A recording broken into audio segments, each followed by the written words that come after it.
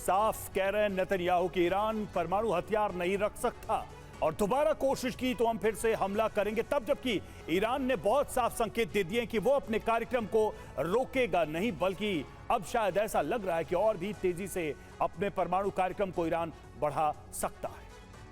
तो देखिए, इजराइल का जो बयान है वो अपने आप में बहुत महत्वपूर्ण है, जिस बात का लगातार हम जिक्र कर रहे हैं। और बेंजामिन नेतन्याहू अब एक बार फिर से ईरान को धमकाते या कह लीजिए चेतावनी देते हुए, वार्निंग देते हुए नजर आ रहे हैं। क्या कहा गया है इजराइल की तरफ से, आइए इसकी पूरी डिटेल हम आपके सामने रखते हैं। परमाणु कार्यक्रम को गहरा आघात पहुंचा है अमेरिका के हमले में, ये वो बता रहे हैं। कार्यक्रम को सालों पीछे धकेल दिया गया है, ये बताया गया है। रवि, बिल्कुल स्थानीय झटका नहीं, अब मध्य पूर्व सुरक्षित और दुनिया पर आने वाले खतरे को भी टाला, यह भी दावा किया गया है। इजराइल की ऐतिहासिक विजय हुई है, अपनी अपनी विजय का दावा इजराइल भी अपनी विजय का दावा कर रहा है। तबाही के हथियार कभी नहीं बनाने देंगे, नेतन्याहू ने यह स्पष्ट किया है। तो एक कंसिस्टेंसी इजराइल की भी पॉलिसी में दिख रही है ईरान को लेकर के, न्यूक्लियर प्रोग्राम को लेकर वो रुकने वाला नहीं है। अपनी कार्रवाई में ईरान को लेकर अपने पुराने स्टैंड को दोबारा दोहराया। ब्रजेश सर, सवाल यहां पर यही है कि क्या ईरान इन चेतावनियों से रुक जाएगा, तब जबकि युद्ध की धमकी, हमले की धमकी अब असलियत में बदल गई है, ईरान ने उसका सामना भी कर लिया है, एक फेज निकल चुका है। रवि, बहुत सारे बयानबाजी जो होती है हर एक पक्ष के साथ में, जब लड़ाई छिड़ती है तो वो एक साइकोलॉजिकल ऑपरेशंस का काम करती है। अब इन सब चीज़ों के बीच में रियलिटी चेक होना बहुत आवश्यक है। वो हमें बताती है सच क्या है, या क्या लगता है सही है और क्या लगता है शायद सही नहीं हो।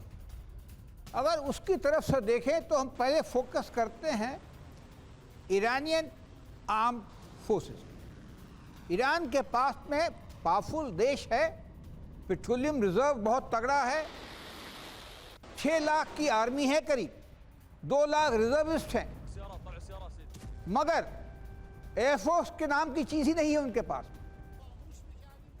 उनके पास में मिसाइल्स तो बहुत हैं, ड्रोन्स बहुत हैं, उसके अलावा कुछ नहीं। और जो लड़ाई चल रही है, कई सालों से एक्चुअली चल रही है, एक ही मुद्दे पे, इनको न्यूक्लियर वेपन नहीं पाने देना, इजराइल की तरफ से या इजराइल और अमेरिका की तरफ से या दोनों की तरफ से, या सैंक्शंस लगा के अमेरिकन द्वारा, तो रोकने में काफी हद तक सक्षम हो गई है। जब ये पिछली बम वर्षा नहीं हुई थी तो कहते थे मात्र 400 किलोग्राम 60% के ऊपर इनरिच यूरेनियम है, और जबकि बॉम्ब के लिए 90% की आवश्यकता होती है। जी।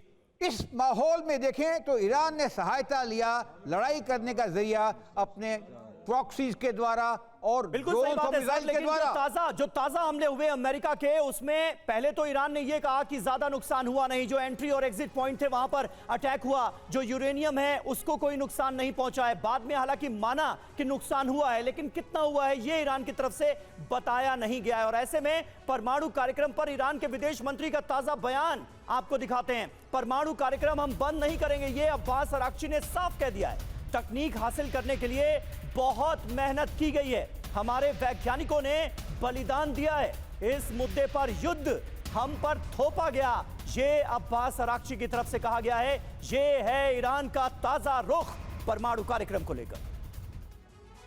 और देखिए, ईरान के न्यूक्लियर प्रोग्राम पर नई जानकारी साल भर में शुरू हो सकता है। ईरानी न्यूक्लियर प्रोग्राम, सूत्रों के हवाले से बड़ी जानकारी सामने आ रही है। न्यूक्लियर साइट पर तबाही देखने वाले DIA का यह दावा है। तो देखिए, कहां तो अमेरिका का दावा है कि लंबा वक्त लगेगा इस कार्यक्रम को अगर शुरू भी करे ईरान, तो वही दूसरी तरफ खबर यह आ रही कि 1 साल के अंदर यह कार्यक्रम फिर से ईरान शुरू कर सकता है। तो देखिए, परमाणु कार्यक्रम पर हम कायम हैं, परमाणु कार्यक्रम रुकेगा नहीं, यह है ईरान का ताजा रुख। बड़ा दावा क्या किया गया है परमाणु कार्यक्रम को लेकर, हमारा एटमी प्रोग्राम जल्द शुरू होगा, संवर्धन फिर शुरू करने के लिए हम तैयार हैं, ये ईरान की परमाणु एजेंसी ने साफ तौर पर कहा है। हमारा एटमी कार्यक्रम किसी भी हाल में रुकेगा नहीं, इसके लिए हमारे वैज्ञानिकों ने शहादतें दी हैं, ये कहा है ईरान ने।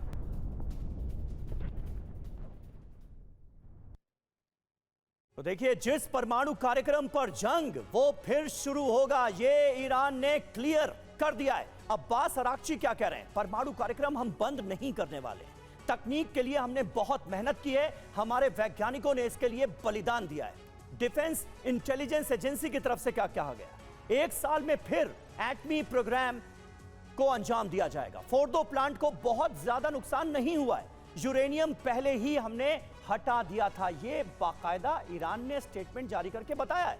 ईरानी परमाणु एजेंसी क्या कह रही है? एटमी प्रोग्राम जल्द शुरू करेंगे, हमारा एटमी कार्यक्रम रुकने वाला नहीं है। ईरान फिर संवर्धन के लिए तैयार है, ये ईरान की तरफ से साफ तौर पर बता दिया गया है। ओपी तिवारी जी, यानी ईरान अपने रुख पर पूरी तरह से कायम नजर आ रहा है और अमेरिका और इजराइल चाहे जो कह लें, ईरान वही करेगा जो उसे करना है। ये मैसेज लाउड एंड क्लियर अंदाज में ईरान देता हुआ नजर आ रहा है। इसका अंजाम क्या हो सकता है? समीर, देखिए, ये बनाते अभी आप त्रिपाठी जी की बात सुन रहे थे कि एक खाली कतार के बेस पर एक छोटा अटैक किया, अमेरिका घबरा गया। ठीक है, अमेरिका भी अभी हिरोशिमा और नागासाकी की बात करते हैं, ये बहुत क्लियर है। उन्होंने बॉम्ब कब ड्रॉप किया था? जबकि जर्मन हमेशा सरेंडर करने के लिए तैयार हो चुकी थी, कोई आवश्यकता नहीं थी।